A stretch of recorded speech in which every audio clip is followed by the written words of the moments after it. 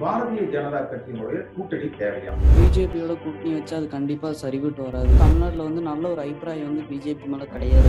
தான் பிஜேபி வளருது. பாஜக வேணுமா வேணாமா? இளைஞர்கள் மத்தியில அது ஒரு வெறுப்பான கட்சி ஆயிடுச்சு. ஒரு லேடிஸ் கூட அதுல ஒரு மனப்பூர்வமா போயிட்டு அதுல இருக்க மாட்டாங்க. எங்களை மாதிரி சாமானிய மக்கள் யாருமே பிஜேபியில இருக்கிறதுக்கு வாய்ப்பே இல்லை. வேலுமணி ஒரு 50,000 கோடி சம்பாதிச்சிருப்பாரு, எடப்பாடி ஒரு 80,000 கோடி சம்பாதிச்சிருப்பாரு. 99.5% பிஜேபி கூட்டு வைக்க கூடாது. ஒன்னா இது பண்ணுவோம். நமக்கு எந்த கட்சியும் கூட்டணியே தேவையில்லை.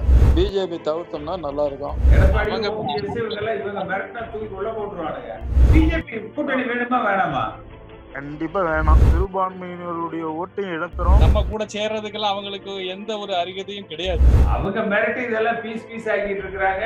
இவங்க எங்க போய் அவங்கள மிரட்டுறது? தலைவருடைய ஒரு ஆவியம், அம்மாவுடைய ஆவியம் கண்டிப்பா அவங்களுக்கு துணை இருக்கு. மற்ற கட்சிக்காரங்களுக்கு அசிங்கமான அளவுக்கு நடந்துக்கிறாங்க. நம்மளுடைய தலைவருடைய சின்னத்தை காப்பாற்ற மறுபடியும் ஆளுங்கட்சியா வர்றதுக்கு நம்ம என்னெல்லாம் செய்யணும்?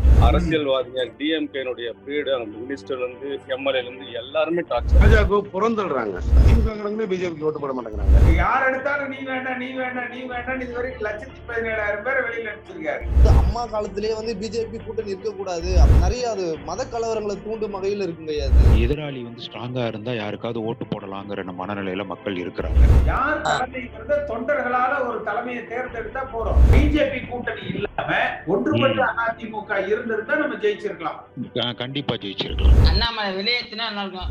நாட்டுல சட்ட ஒழுங்கு ரொம்ப மோசமான நிலைமைக்கு போயிட்டு இருக்கு. பாஜக இல்லாத கூட்டணியில ஆளுகிற கட்சியாக அதிமுகவை உருவாக்குவோம்.